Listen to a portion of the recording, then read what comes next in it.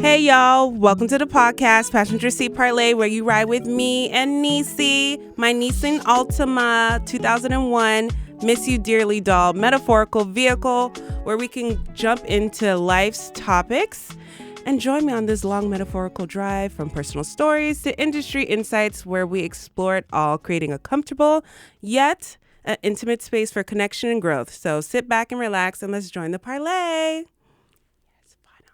Freaking finally. Thank you. You see, Lord, thank you.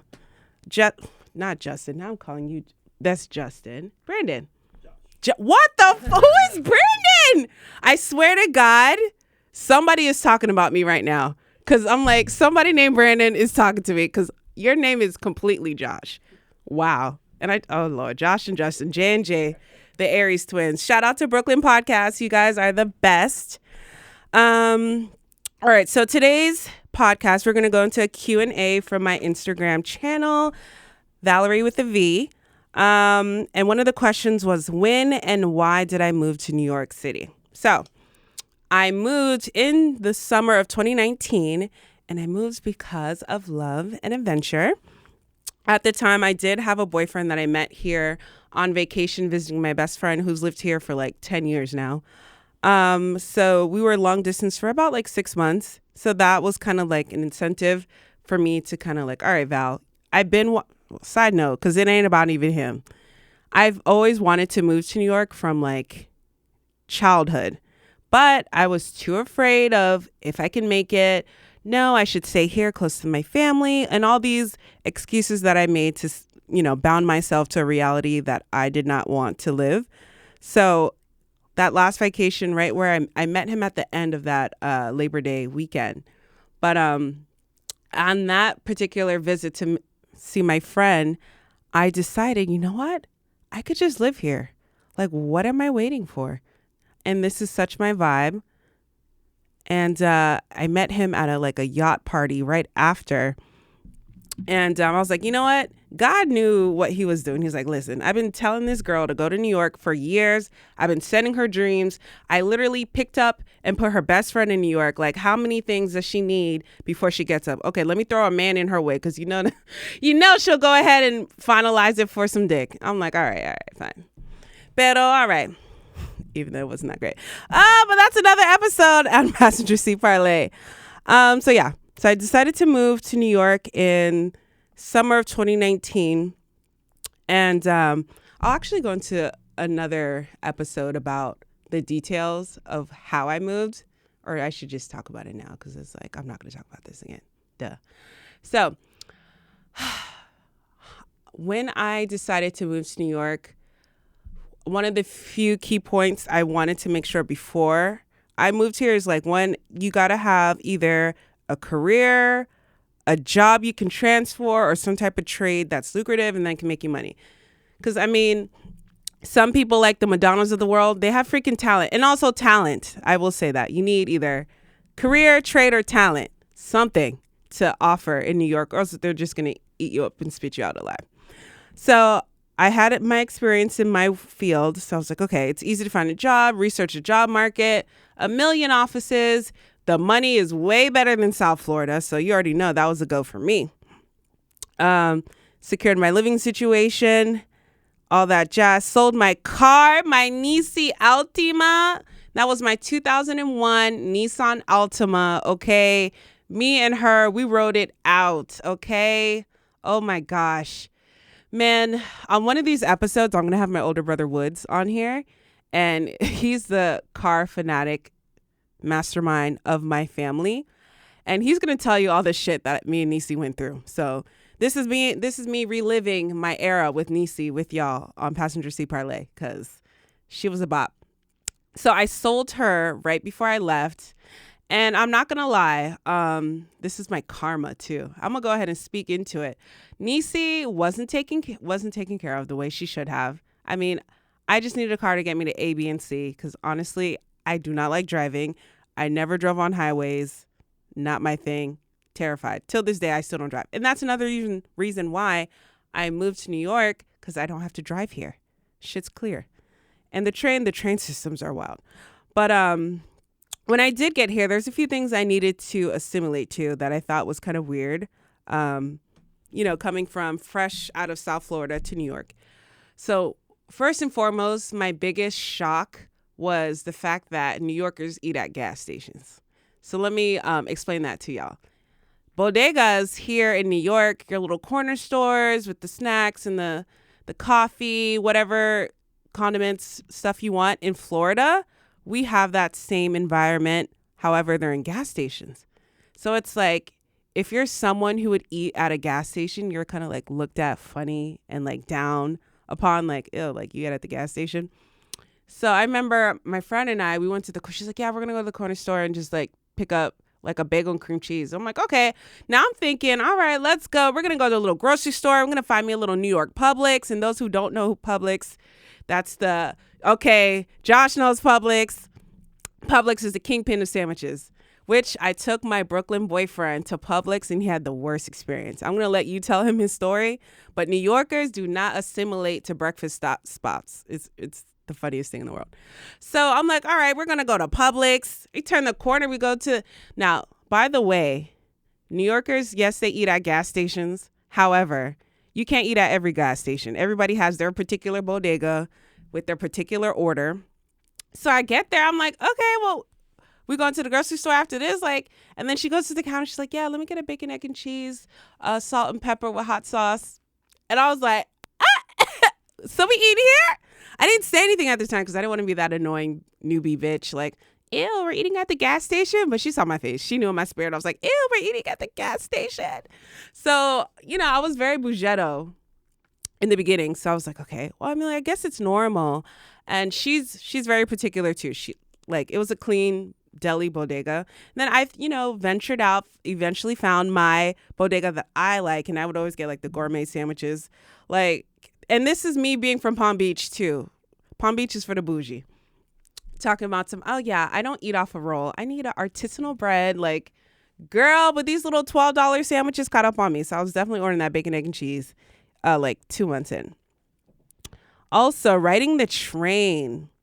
If before you move to New York, you need to understand that, especially if you live in Brooklyn, you will wake up, walk out of your house, and literally you could write down 10 random things. Most likely you'll see 2 of them that day. You never know what you're going to get with New York. I've seen the most wildest things here. I've seen the homeless situation is still not the best here. And now with the influx of migrants, I do see like a lot more activity on the street, a lot more unhinged, mental health.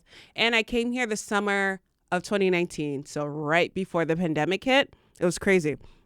It was kind of like a culture shock because right when I came down, it was, New Yorking.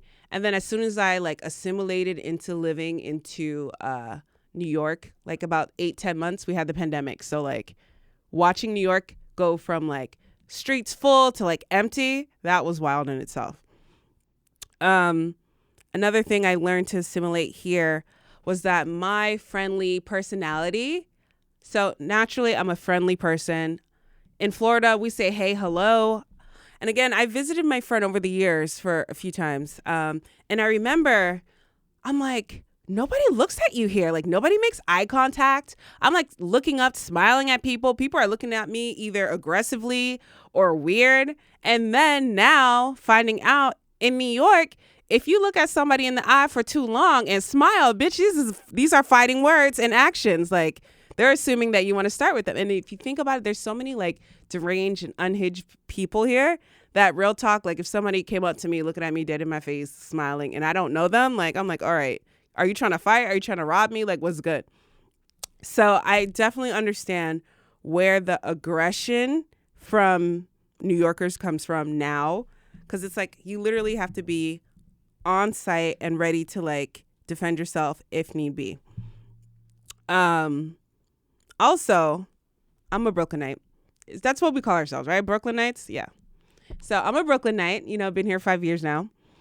And I realized there really is some type of underlying set between the 5 boroughs. Like I would see it on the internet and stuff like that. But until I was like 2-3 years in, I was like, yeah, Like I had to learn. I'm like, the Bronx is not for me. My ex was from the Bronx. And I know people will talk about it's dirty, stuff like that. And then I'm like, I remember when I first went, I was like, this isn't as pretty as Brooklyn. Like I didn't understand where I was. And he lived in the projects. Like Florida projects and real life projects are two different things. Apparently, he would say he lived in a nicer project, which he did. I mean, it was cleaner, but I mean, a project's a project. But no shade, pero that's not, I'm from Brooklyn. We don't do that. A little bougie. I don't know. I'm from Palm Beach. We don't do that. So that was a little off. I visited Queens a few times. Queens is not my scene either. It's just, everything is so confusing. And I'm glad I don't drive out in Queens at all. Because it's like you have 67th Street, 67th Avenue, Place, and they're literally all next to each other. It's wild. So that's a little different. Manhattan is definitely the most, I guess, commercialized borough. Everyone thinks Manhattan's popping. And don't get it twisted, Manhattan is beautiful, but Manhattan's ghetto too now. They don't put that on the map, but Lower East Side, okay, you'll have the gentrified, cutesy area, and then you have like the Lower East Side projects. It's a little rough. But you know, it's very interesting. Definitely how, this is such a random fact, but how I learned classism wasn't even through the people between the 5 boroughs. It's the fucking dogs and the dog owners. Like you'll be up in like Midtown East on a winter day or a fall day, and there's like this purebred greyhound next to you in like fucking cashmere. Like this dog looks like it has better health insurance than me. Like this dog got money, and just, it's crazy. People just throw their money on anything and everything. It's wild. Versus when you go to Brooklyn, the Brooklyn dogs, they're cute too. They got their little matching Adidas tracksuit, because don't get it twisted, Brooklyn has money too. And even now, Brooklyn's getting a lot more gentrified, even from when I first moved down here in 2019. Let's see here. So that's a fun little fact too. But you know what was the biggest thing about coming here from Florida to New York, amongst learning how to assimilate, you know, with culture and what's expected and talking, walking, and, you know, taking the trains, was assimilating to the drastic weather change. Like, mind you, I'm from Florida, where the coldest I've ever been in life was like 37 degrees at night during our version of winter. And I just stepped out to like throw out the trash or something and come back in. But and even now, I think the coldest I've been here in New York is maybe 19, which still has been bad because, you know, global warming and the earth is dying. We got to take care of her. But I looked a fucking mess. First of all, this is pre-weight loss surgery. Like in Florida, when we have our little Burlington coat factory, we'll get the big poofy workout jackets with like, and these are like the parkas that you would wear in maybe like 30-degree weather and down. But I had no ideal or concept of fall weather calls for fall fashion. Spring weather calls for spring fashion. Like I would see it on TV throughout the years, like, oh yeah, because everyone talks about, you know, NYC is the fashion icon, stuff like that, which is true. I'm like, okay, but I never, in my mind, like my priority was like, okay, lock down a job, lock down a place to stay, you know, have a plan of what you want to do and start saving money so you can go ahead and have your bariatric surgery. Because I did move in mind of being able to make more money up here so I can save to have my surgery. But I completely forgot about the weather. Like, I'm like, okay, if it's cold, I'll wear a sweater. A hoodie? Like, I did not know how to layer. My friend had to teach me how to layer. Like, there's days where you need a scarf and a hoodie under like a waterproof jacket versus a heavy winter coat. What's a heavy winter coat? What's a light coat? I needed a raincoat, rain boots, snowshoes. Mind you, I'm from Florida, and I don't know why in the world I came up here with like a few sneakers and like flip-flops. I can tell you I've worn flip-flops maybe like once in New York, and that was just for me to go to the corner store and back during the summer. Like, it was a whole mind game. And I think, yes, as of 2023, I've mastered the weather and the clothes and how to dress here so that I don't get sick and I'm completely covered up. And then now that I know what to get, now you have to add style to it because you can't just be out here looking crazy. I was looking like a saltwater Haitian fresh out the boat when I first got here. I ain't gonna hold you. That's why there's not a lot of pictures because I did not take a lot of selfies. Like, I did not know how to dress. And in New York, you got to know how to dress because it's like you are like the walking billboard of yourself and representation. So that's that. And lastly, what I will say about moving to New York and what's the best part of moving to New York. And I don't know, what is the best? There's so many great aspects about living here in New York, but my favorite one is that no one, literally everyone and no one gives a fuck here about what you do. Like compared to South Florida where, like, first of all, everyone's in their cars. So you don't really get a lot of one-on-one interaction unless if you're like at a, you know, a customer service place, like at a retail store, dinner, dining, stuff like that. But I feel like when you go out, like to a party or whatever, Floridians are just so like in your face and like, oh, what is she wearing? Or say if you're somebody who's like electric or eccentric in what you wear, you're just like an oddball if you're not wearing like shorts and like a cute top or something like that.